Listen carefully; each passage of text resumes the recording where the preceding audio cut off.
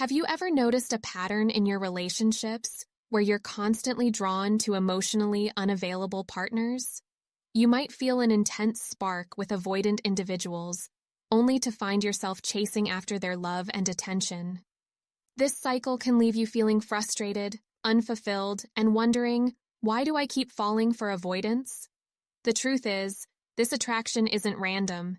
It's rooted in deeper emotional patterns. In this video, we'll explore why you're drawn to avoidance, how this cycle forms, and, most importantly, how you can break free and create healthier relationships. The pull toward avoidant partners often has its roots in attachment theory. If you have an anxious attachment style, you're likely wired to crave closeness and emotional intimacy. Avoidants, on the other hand, tend to fear emotional dependency and seek distance. This creates a magnetic push-pull dynamic. Their emotional unavailability triggers your need for reassurance, while your pursuit reinforces their desire for independence. This cycle can also stem from unresolved emotional wounds. If, for example, you grew up in an environment where love felt inconsistent or conditional, you may subconsciously seek out relationships that mirror that pattern.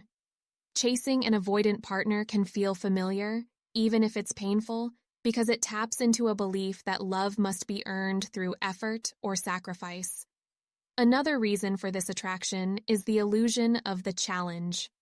Avoidant partners often present as independent, mysterious, or self-sufficient, which can make their affection feel like a prize to win.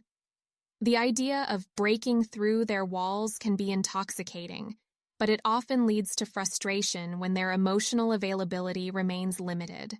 When you're constantly chasing avoidance, it can take a serious toll on your emotional well-being. You might find yourself overanalyzing their actions, replaying conversations, or wondering what you did wrong when they pull away. Over time, this dynamic can erode your self-esteem and leave you feeling unworthy of the love and connection you crave. The chase also creates an imbalance in the relationship. When one partner is always pursuing and the other is always retreating, it reinforces the idea that love is something to chase rather than something to share.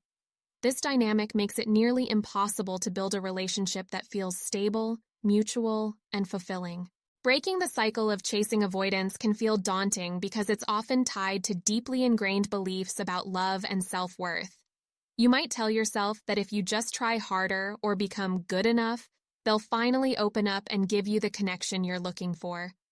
But this thinking only keeps you stuck in the cycle, as avoidants are unlikely to change without addressing their own fears and behaviors. The cycle is also reinforced by the highs and lows of the relationship.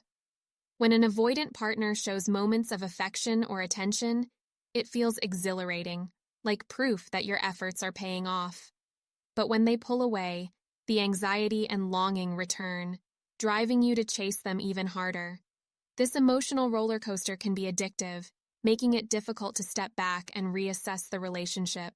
The first step to breaking this pattern is self-awareness. Take a moment to reflect on why you're drawn to avoidant partners. Are you seeking validation? Do you equate effort with love?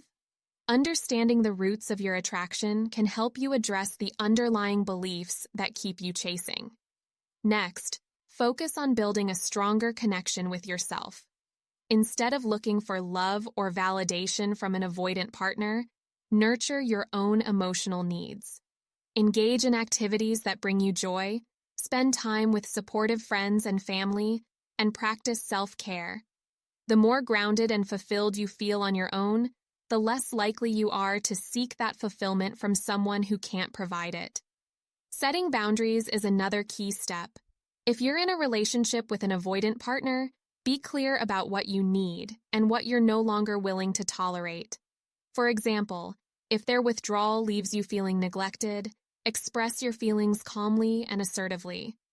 Boundaries aren't about controlling them. They're about protecting your own emotional health. Finally, give yourself permission to let go of relationships that don't serve you. It's not your job to fix or change an avoidant partner, and staying in a dynamic that leaves you feeling unfulfilled isn't a reflection of your love. It's a reflection of your self-worth. Choosing to walk away isn't giving up. It's choosing yourself. When you stop chasing avoidance, you create space for healthier, more balanced relationships to enter your life. Instead of feeling drained or unworthy, you'll start to experience connections that feel mutual and supportive. Breaking this pattern also allows you to rediscover your own worth, independent of anyone else's validation. By stepping back, you give yourself the opportunity to heal and grow. This not only strengthens your sense of self, but also makes you more likely to attract partners who align with your values and emotional needs. Love that flows naturally without chasing or convincing is not only possible, it's what you deserve. Chasing avoidant partners might feel like a habit you can't break, but with self-awareness, boundaries, and a commitment to your own well-being, you can step out of this exhausting cycle. Remember, love isn't about proving your worth or winning someone over. It's about mutual respect, trust, and connection. By focusing on yourself and your needs, you can create the kind of relationships that feel fulfilling and effortless. If you'd like to learn more about attachment styles and breaking unhealthy relationship patterns, I've written several books that dive into these topics and offer practical tools for building healthier connections. You'll find the links to those in the description below. Thank you for watching. Don't forget to like this video, subscribe to the channel, and share your experiences or questions in the comments. I'd love to hear your thoughts.